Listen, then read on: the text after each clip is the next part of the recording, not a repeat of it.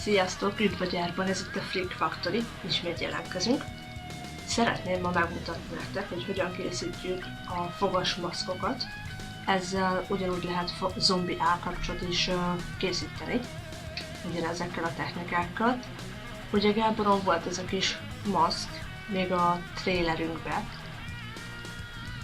Ezt majd megmutatjuk, hogy kell elkészíteni, lesz egy upgrade-elt verzió valószínűleg, de még nem biztos. Valamint karácsonyra készítettem egy Wendigo maszkot. Ez még csak a kezdete, de már viselhető állapotban volt akkor is, van hozzá avancs is, meg minden. Ezt is meg fogom mutatni. Kettőféle technikával készült, megmutatom az eredetit és az alternatívát is, hogy mivel lehet helyettesíteni az alapanyagokat. Tartsatok velem, kezdjük is el! Na, lássuk a kellékeket, hogy mit is kellene. Kell alufólia, folyékony latex. Helyettesíthetjük a ragasztóval, PVA ragasztó, vagy pedig suli ragasztó. A lényeg, hogy a bőrön ne tegyen kárt. Kell nekünk még 2 olló, kell műköröm, hőpiszkálók, tárolóeszköz, amiből majd kijöntöd a folyékony latexet, vatta, és papírzsebkendők. Kezdjünk hát neki. Én most csak egy kis darabot fogok megmutatni nektek. Ezt akármekkorába meg lehet csinálni, és akármilyen formában. Ilyen vastagnak kell minimum lennie, hogy a fogakat bele tudjuk majd rakni. Én még egyet azért hajtok rajta a biztonság kedvéért. Használhattok egyébként kartonpapírt is. Én ezt azért szeretem jobban, mert ha ezt meghajlítod, az úgy marad. A kartonpapír nem feltétlenül. Egyetek, ennek már rákapottszerű formája van. Hogyha ezzel meg vagyunk, akkor fogunk egy papírzsebkendőt, és biztos, hogy ismeritek ezt, mert hát mindenki látott már papírzsebkendőt. Vágjuk ki úgy, hogy ez a pöttyös része ne legyen ott, mert nagyon ronda textúrát fog adni, ugyanúgy, ahogy a fülről készült a videó. Ezt a részét nem lehet használni, ez kuka lesz sajnos.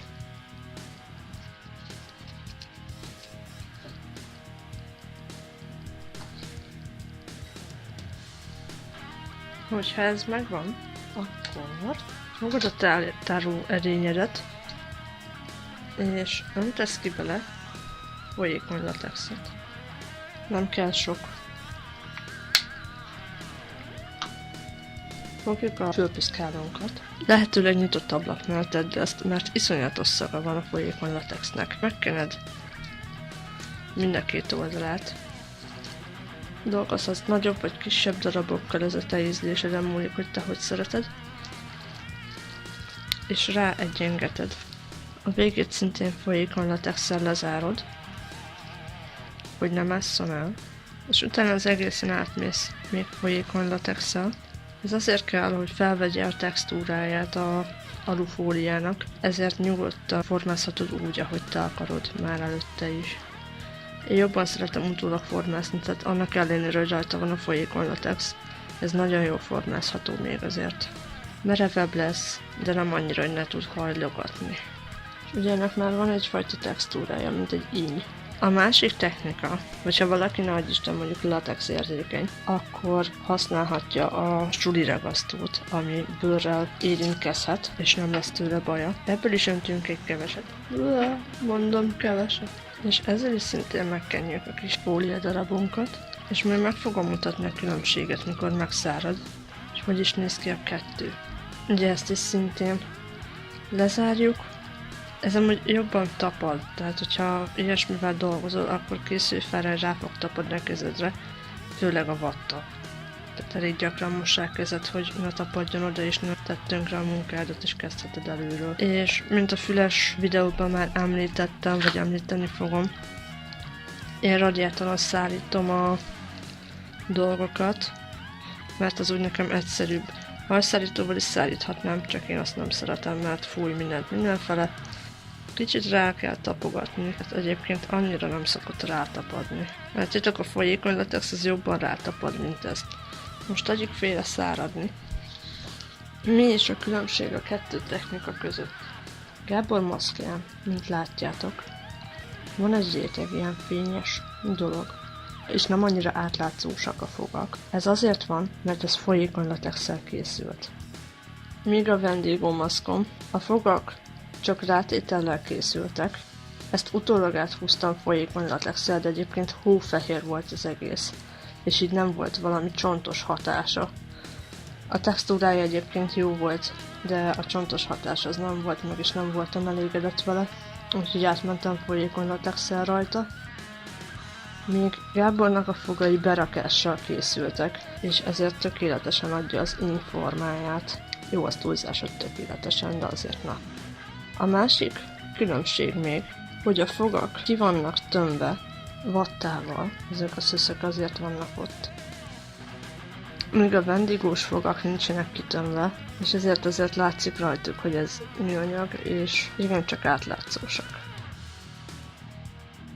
Hogy is érdemes a fogakat készíteni? Fogod a műkörmüket, és tetszőleges nagyságúra levágod őket. Ez mehet körömollóval, vagy sima ollóval. Körömollóval egyébként precízebben tudsz vágni. És ezt a részét is lekerekíted. Nagyjából így kell kinézni, ez lehet mondjuk rövidebb és vastagabb, mint egy őrlőfog. Vagy hogyha egy vékonyabbat választasz, akkor szemfognak is tökéletes, mert jó hegyes, vámpíros dolgot tudsz elérni vele. Mint látjátok, érdemesebb úgy vágni, hogy nem a körömillesztés felét vágod le, bár hogyha folyékony latexet teszel rá és kitömöd vattával, akkor teljesen mindegy dolog.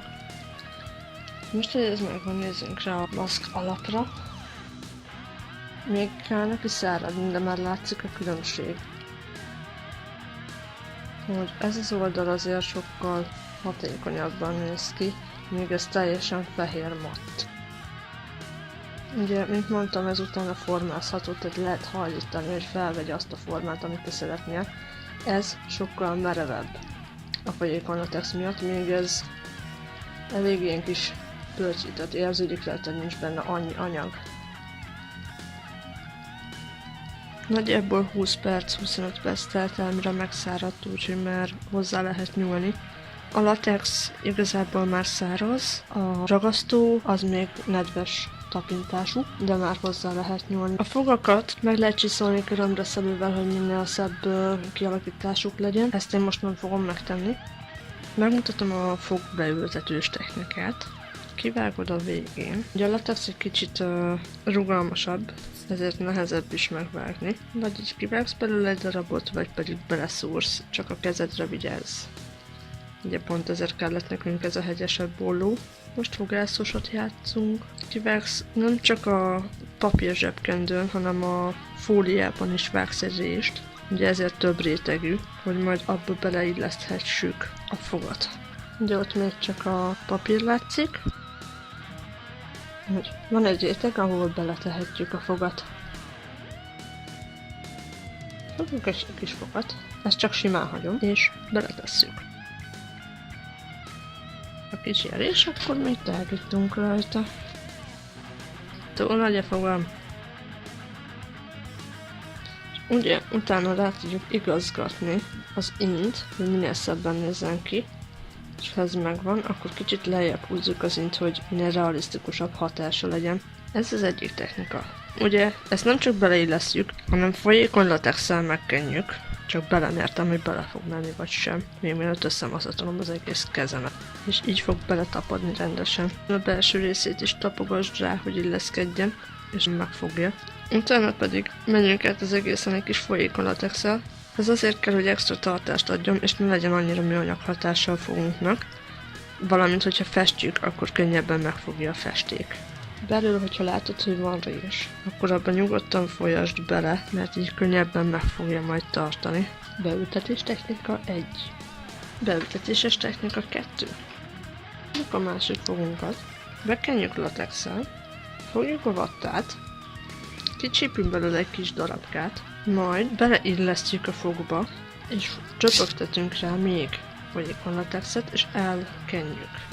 Úgy fog kinézni, mint hogyha gipszel lenne kikenve egy picit, de hogyha megszárad, ilyen csontos színe lesz. És ugye ez már nem annyira átlátszó, mint a másik volt. Szépen ezt is beleültetjük. A vatta elég gyakran rátapad a mancsodra, úgyhogy vigyázz vele. Ezt is rátapogatjuk szépen. Ezért egy kicsit megpiszkáljuk.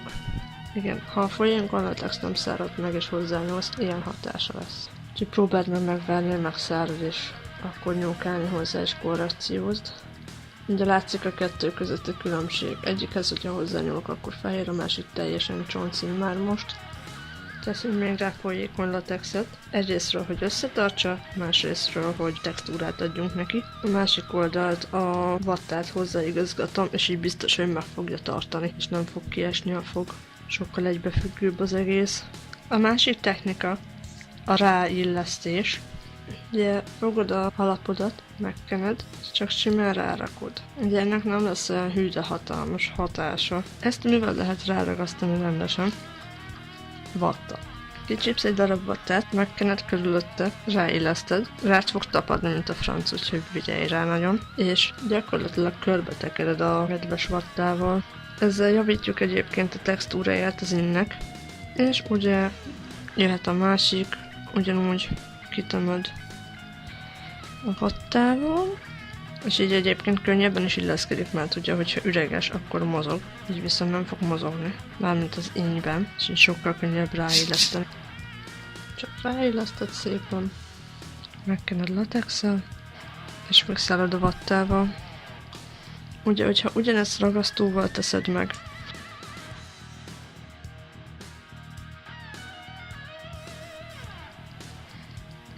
meglepő módon a ragasztó ragad.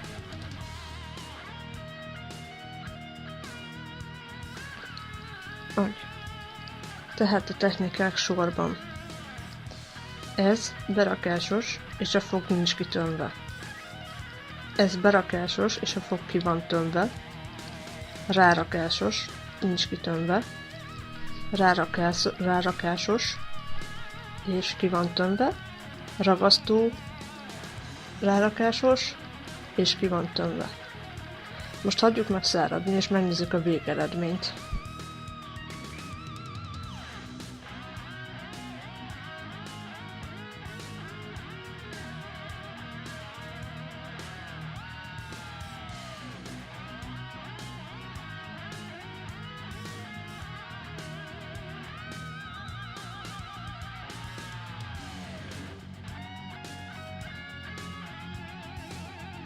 Mint láthattátok, nem egy bonyolult dolog elkészíteni ezeket a fogas maszkokat, vagy maszk alapokat. Változó az időtartalma ezeknek az elkészítésének, attól függ, hogy mekkora maga a maszk, és mekkora részt akarsz még az arcodon befedni. De hogyha mondjuk csak egy zombi elkapcsot akarsz, az elég egyszerűen és könnyen megvan száradási idővel együtt. Ha van kedvetek, essetek neki, kérdéseket kommentben légy, írjátok meg. Kíváncsiak vagyunk a véleményetekre. Ha tetszett a videó, akkor nyomjatok egy lájkot, és ne felejtsetek el feliratkozni. Bye bye!